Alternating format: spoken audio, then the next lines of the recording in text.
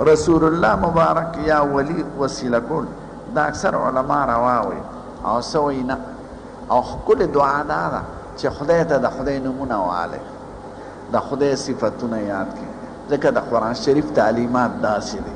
زموږ کل پیغمبر ته چې خدای دعا خی نو کرستی صورتونه ویلي په قرآن شریف کې نو قل اعوذ برب الفلق وایا پیغمبر همیشه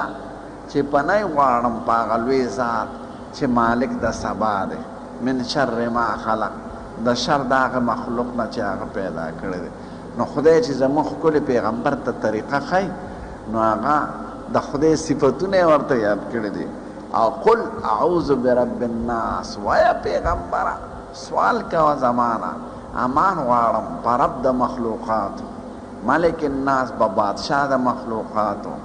اله الناس په معبود د مخلوقاتو نو چې څومره تعلیمات دي په قرآن شریف کې هغې کې د خدای صفتونه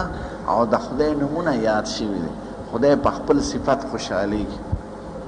او وسیله کې اختلاف دی د علماو صحابه کرامو دغه دعاګانې نه دي کړی روا دي خو